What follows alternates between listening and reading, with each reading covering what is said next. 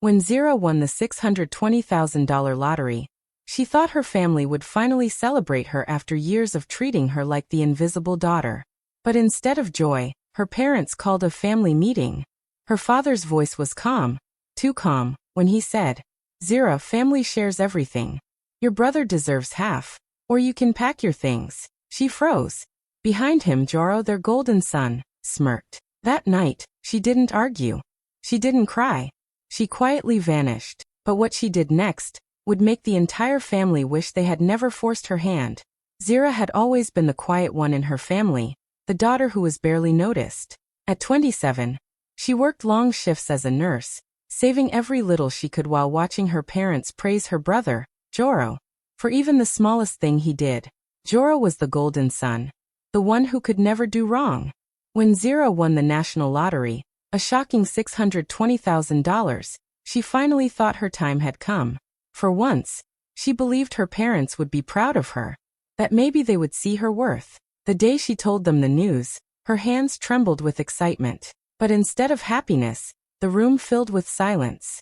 Her father leaned back, his expression unreadable, while her mother looked more calculating than surprised. Then her father spoke calmly, almost too calmly. He said that family shares everything, that Joro deserved half of her winnings because he's the one who always supported the family. Zira blinked, confused. Supported the family? She had been paying most of the bills since she started working. Joro smiled smugly and said he could help her manage the money wisely so she wouldn't waste it. Her parents quickly agreed, calling it the best idea. Zira's heart sank. The money she thought would bring peace had turned into another reason to control her. When she hesitated, her mother sighed loudly, accusing her of being selfish and ungrateful. They said wealth could destroy a woman if she didn't listen to her family.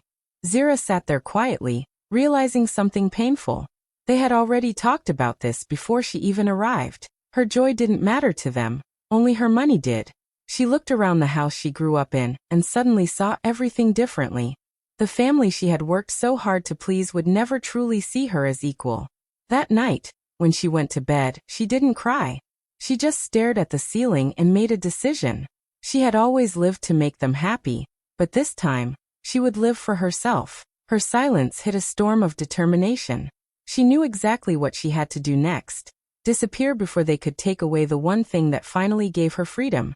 The next evening, her parents called for a family meeting. Zira sat in the living room, her heart heavy but calm. Her father sat at the head of the table, acting serious, while her mother folded her arms and Joro leaned back on the sofa, like he already owned the place. They started by talking about family unity and trust, pretending to care about her well-being. Then Joro cleared his throat and said he was willing to help her manage the lottery money so she wouldn't make bad decisions. He spoke so gently, like he was doing her a favor. Her parents nodded proudly, calling him responsible and wise. Zira stared at them, realizing this wasn't a discussion, it was an ambush. They had already made plans for her money without her. Her father explained that large amounts of money can corrupt a woman's mind, and her mother added that men understand finances better. Every word hit Zira like a slap. These were the same people who never helped her when she struggled to pay her rent. The same parents who ignored her birthdays but celebrated Joro's every success like a festival. When Zira finally spoke, her voice was steady. She said she appreciated their concern, but the money was hers. She wanted to handle it herself. The room went cold. Her mother's face twisted in anger. "After everything we've done for you, this is how you repay us," she shouted. Her father's voice grew stern, saying she was letting greed control her.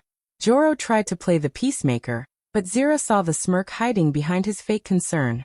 Her mother slammed her hand on the table and said if she didn't agree to share the money, she could leave the house and never come back. The words echoed through the room.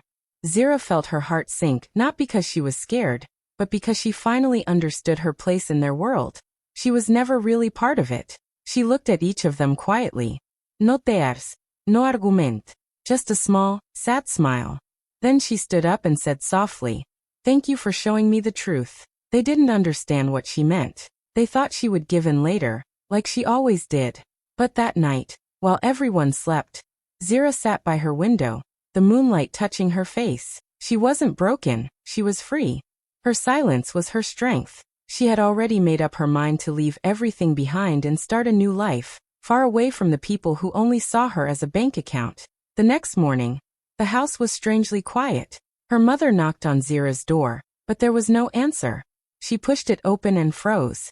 The bed was neatly made, the closet empty, and her suitcase gone. Zira had vanished without leaving a single note behind. Her phone was switched off, and her social media accounts were deleted. It was as if she had never existed. At first, her parents thought she had gone to work early, but when she didn't return by nightfall, panic filled the house. They called her friends, her workplace, even the lottery office, but no one knew where she was. Her father grew restless, pacing the living room, while her mother kept whispering that Zira was being dramatic and would come back soon. But as the hours turned into days, the truth began to sink in. Zira was really gone. Their worry wasn't about her safety, it was about the money. The lottery prize was still unclaimed, and it was in Zira's name only.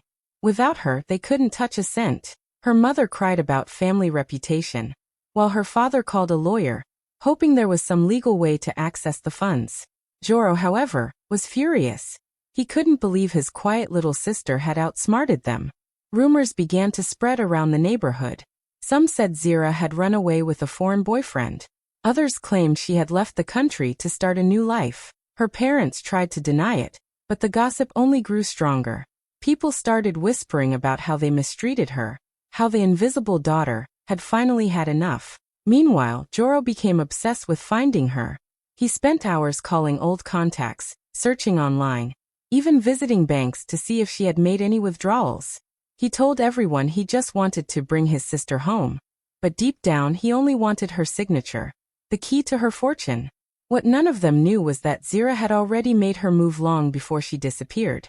Days before leaving, she had secretly visited the lottery office, verified her identity, and transferred the prize into a private account under a new name.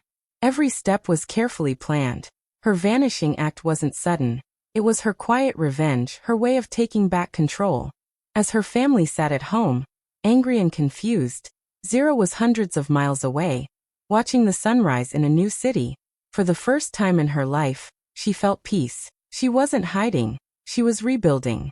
And the family that once looked down on her had no idea that the girl they ignored was about to rise higher than they ever imagined. In her new city, far away from the noise of her past, Zira began a new life under the name Nayli. She rented a small apartment near the coast, where no one knew her story. For the first few weeks, she kept to herself, walking by the sea every morning and watching the waves wash away her fears. She had money now. But more than that, she had freedom. She could finally choose who she wanted to be. Nayli used part of her winnings to start something close to her heart, a small foundation to help women learn how to manage money and build independence. She called it Rise Again. It began quietly, just a few women from the neighborhood who met every weekend in a rented hall. They shared stories about debt, survival, and starting over. Nayli taught them simple financial skills, but she also gave them hope. Her calm voice and kind nature made people trust her. For the first time in her life, she felt useful in a way that mattered. As the foundation grew, people started noticing her. Local journalists wrote short articles about the mysterious young woman changing lives without seeking fame. One day, she met Keenan, a former journalist who had left his job after exposing corruption in a charity. He admired her honesty and dedication. When he asked about her past, Nayli only smiled and said, "Let's just say I learned the hard way what it means to start over." Keenan offered to help her share her mission online. He filmed short videos of Nayli teaching women how to save money, open small businesses, and believe in themselves. One day, they visited a single mother who had lost her shop after being scammed by her relatives. Nayli used her foundation's funds to help her rebuild it. The woman cried, hugging Nayli tightly. Keenan captured the moment and posted it online. The video spread faster than they expected. People all over the country began sharing it with the caption, "The woman who turns pain into power." Donations started pouring in. News channels wanted to interview her, but Nayli stayed humble, refusing to talk about her past or reveal her real name. Within months, Rise Again became a national movement, inspiring thousands of women to take control of their lives. Nayli looked at what she had built, not from revenge, but from strength. The girl who once felt invisible was now a light for others. She didn't need her family's approval anymore. She had found her purpose and a new name that carried peace, not pain. Back in her hometown, life began to fall apart without Zira. Her parents still believed she would eventually return, thinking she just needed time to cool off. They told everyone that their daughter had gone abroad and would soon send money home. But months passed, and there was no sign of her. Their bills began to pile up, and the comfortable life they once had started to shake. Joro, desperate to prove himself, came up with a business idea he claimed would make them rich again. He met a group of men who promised quick profits through an import deal. He didn't understand much about it, but he wanted to show everyone that he was capable of success without Zira's help. To get started, he borrowed money from friends and local lenders. When that wasn't enough, he convinced his parents to mortgage the family home, saying it was only temporary. His parents agreed without hesitation, still believing that Zira would return soon and fix everything. For a while, things looked hopeful. Joro walked around proudly, telling neighbors that big investors were coming. His parents bragged about how their son was becoming a businessman. But soon, the lies began to crumble. The people Joro trusted disappeared with the money. The so-called business was nothing but a scam. He tried to contact them, but their numbers were disconnected. He had lost everything. The lenders started showing up at their door, demanding payment. They shouted in the street, warning everyone about the debt. The neighbors who once admired them now whispered behind their backs. Joro's friends stopped answering his calls. His parents cried every night, blaming bad luck and waiting for the daughter they once pushed away to rescue them. Weeks later, the bank issued a final notice. The house they had lived in for 30 years was to be sold. On the day of the eviction, their belongings were thrown out onto the street. Joro sat on the curb, holding his head in his hands, while his mother wept beside him. The golden son who was once praised by everyone had become a symbol of failure. People began to say that karma had finally come for them. They had built their pride on Zira's silence, never realizing that she was the one who kept them standing. Now without her, they had nothing left, no house, no money, and no reputation. And while they searched for someone to blame, Zira's name was the only one that came to their lips. But she was far away, living the life they never thought she deserved. Months passed, and the once proud family had completely fallen apart. After losing their home, they moved from one cheap motel to another, surviving on borrowed money and pity from distant relatives. The days were long and silent. Joro rarely spoke anymore, and their parents spent their time arguing or sitting in regretful quiet. The golden son who once walked with pride now worked small jobs just to afford food. Every night, they wondered if Zira would ever call, if she even knew what had happened to them. One evening, while sitting in the tiny motel room, the television flickered on with a news program. The host was talking about an inspiring woman who had built a foundation helping thousands of women become financially independent. The name of the organization was the Naley Foundation for Women's Independence. At first, they didn't pay attention. But then the camera showed the founder, a graceful woman in a white suit, standing on a stage with a bright smile. Joro's hand froze midair, the glass in his hand trembling. His mother gasped, covering her mouth. It was Zira. Her hair was styled neatly, her face glowing with confidence and peace. She looked nothing like the quiet, timid daughter they once ignored. She spoke calmly into the microphone as the audience clapped for her. Sometimes, she said, her voice strong and clear, you have to lose a family to find your worth. The words hit like a blade. Her father lowered his head, his eyes filled with shame. Her mother began to cry softly, whispering her daughter's name again and again, as if saying it could bring her back. The news segment showed clips of women Zira had helped, single mothers, widows, students, all talking about how Naley had changed their lives. She was known nationwide for her kindness and leadership. Reporters called her a symbol of strength. The camera zoomed in on her smiling face as she hugged a group of women. She looked happy, fulfilled, and free. Joro dropped his drink, his heart pounding. He realized that his sister hadn't disappeared in weakness. She had escaped to become stronger than any of them ever imagined. The woman on the screen was no longer the invisible sister he once mocked. She was powerful, respected, and loved by thousands. The room fell silent. None of them could look each other in the eye. as the TV played her closing words. When you stop begging for love from those who never gave it, that's when you begin to live. Her parents broke down completely. Joro turned off the television, staring at the blank screen. He had lost everything, but the biggest loss of all was Zira, the sister he had never truly seen until now. After seeing Zira on television, her parents and Joro could not sleep for days. Guilt and desperation kept them awake at night. They replayed the video over and over, unable to believe that the woman the whole country admired was the same daughter they once humiliated. Soon, word spread that the Naley Foundation was holding a grand gala event in the city to celebrate its success. People from all over were invited, business leaders, celebrities, and the women whose lives had changed because of her. That night, the family decided to go. They had no invitation, no proper clothes, but they were determined. When they arrived, their appearance turned heads. Joro wore a wrinkled shirt, his parents, in old clothes that clearly showed their struggle. The red carpet glowed under the lights, and cameras flashed as guests entered the hall. The family stood at the entrance, ignored by the guards who almost turned them away until one of them recognized Joro's name. They were let in, but only barely. Inside, they saw Zira, or Naley as everyone called her, standing on the stage, greeting people with elegance and grace. She looked radiant, her calm smile lighting up the room. When she spotted them across the hall, her smile faded for just a second. Her heart tightened, but she quickly composed herself and continued speaking to a guest. After the event ended, her family approached her in front of the crowd. Her mother began crying loudly, drawing everyone's attention. Zira, please, we're sorry. We lost everything. We need your help. Her father nodded weakly, saying they had learned their lesson. Then Joro stepped forward and fell to his knees, his voice trembling. Zira, I was wrong. I treated you badly, but you're my sister. Please forgive me. People around them started whispering, phones recording the emotional scene. But Zira saw the truth behind their words. It wasn't love, it was desperation.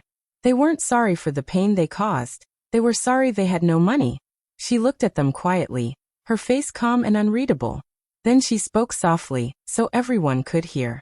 You taught me that sharing means losing myself, she said. But I've learned better now. Her words silenced the room. She turned to the security guards and said, please help them outside. The guards gently escorted them away as her mother called her name over and over. Zira stood still, her heart heavy but steady. For the first time, she chose herself over their manipulation. She didn't do it out of pride. She did it to protect her peace. As the doors closed behind them, she knew the chapter was finally over. For a long time, everyone believed that Zira had run away out of anger and pain.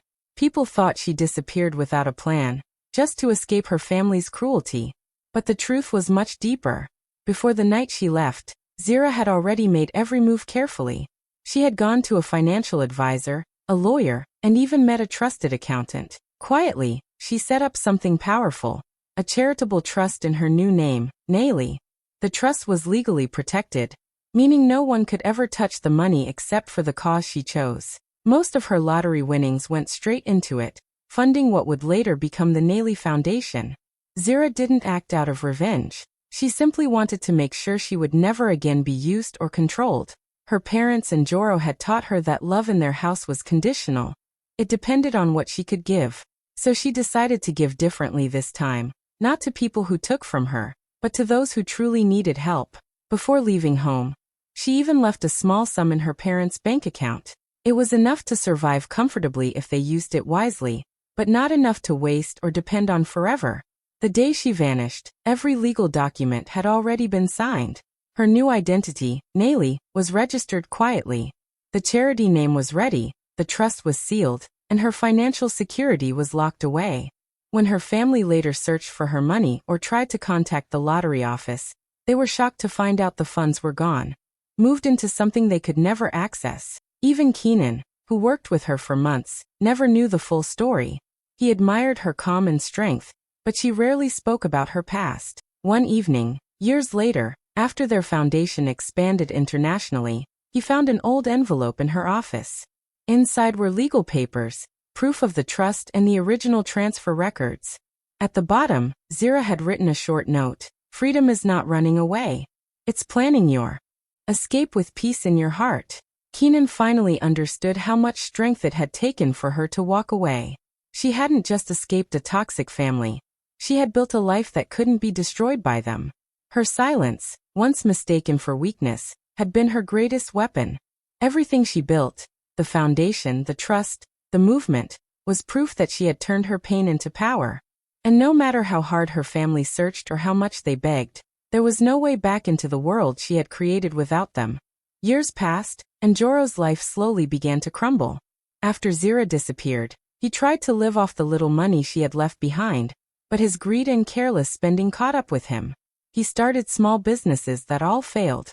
The friends who once surrounded him disappeared too, leaving him alone with debts and shame. His parents grew sick and bitter, still blaming everyone but themselves. Soon, the family house was sold to pay off loans, and Joro found himself completely broke. One day, desperate for work, Joro took a job as a driver for a logistics company that transported supplies for charity projects. He didn't know that the company was one of the many sponsored by the Naley Foundation, the same foundation Zira had built under her new identity. He wore an old uniform, drove long hours, and sometimes delivered care packages to places helping women and children. Each time he saw the logo of the Naley Foundation on the boxes, he wondered who Naley really was. There was something strangely familiar about the way the foundation helped people with quiet kindness. No fame, no show-off, just pure care. Months later, during a big charity event, Joro was assigned to drive a guest to the venue. When he arrived, he froze. The woman who stepped out of the car looked like Zira. Older, calmer, but unmistakably her. His heart pounded. He couldn't believe his eyes. "Zira," he whispered. She smiled softly and said, "It's Naley now." For a moment he couldn't speak. His pride shattered, and guilt filled his chest. After the event, he went to her office, shaking. "Zira, I've lost everything," he said, tears in his eyes. "I didn't know what I had until you were gone. Please give me another chance. I'll do anything." She looked at him quietly, seeing not the brother who mocked her, but a broken man learning what life without kindness feels like. Zira finally said, "There's a small position open at our women's shelter project, driver and caretaker. It doesn't pay much, but it's honest work." Joro nodded immediately, humbled. He worked there every day, driving women and children to safety, hearing their stories of survival. Slowly, he began to understand what his sister had always stood for. Zira never treated him with revenge or hatred. Instead, she chose to teach him humility, the kind he had never known before. And as Joro watched her from afar, he realized the real loss wasn't money at all. It was losing the love of the sister who had once given him everything. 5 years after everything changed, the Naley Foundation celebrated its anniversary with a grand event. The hall was filled with people whose lives had been touched by Zira's kindness. Women who had found jobs, children who were now in school, and volunteers who believed in her mission. Soft lights glowed on the stage as Zira walked up, dressed in an elegant white gown that reflected both strength and calm. The crowd rose, clapping for the woman who had once been forgotten, but was now unstoppable. When the applause faded, she took the microphone and smiled. "Family isn't blood," she began gently. "It's whoever claps when you rise." The room fell silent. Her voice was steady, but her eyes shimmered with emotion. "For years, I thought love meant giving until there was nothing left of me. But real love doesn't take, it grows, it supports, it heals." As she spoke, her gaze drifted across the crowd. And then she saw them. Her parents. Sitting quietly near the back, looking smaller than she remembered. Time had softened them.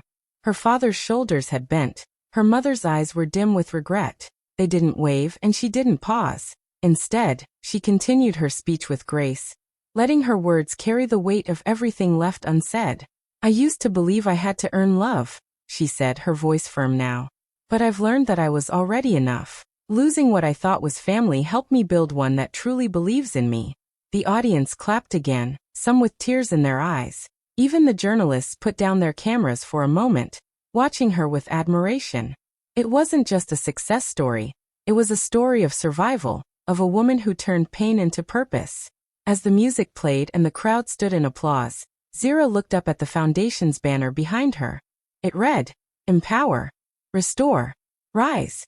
She smiled, realizing she had done all three. Her parents slipped out quietly before the event ended. Zira noticed but didn't chase after them. She didn't need to anymore. Her peace no longer depended on their apology or their approval. Standing on that stage, surrounded by people who truly celebrated her, Zira felt something she hadn't felt in years: freedom. Not the kind that comes from running away, but the kind that comes from finally becoming who you were meant to be, without anyone's permission. And in that moment, she knew she had truly won. Not the lottery, but her life back. That if Zira's story moved you, share it. Let it remind someone that walking away from those who break you isn't cruelty, it's courage. Tag a friend who needs to hear this. You don't owe anyone your peace, your money, or your dreams. You only owe yourself the chance to rise.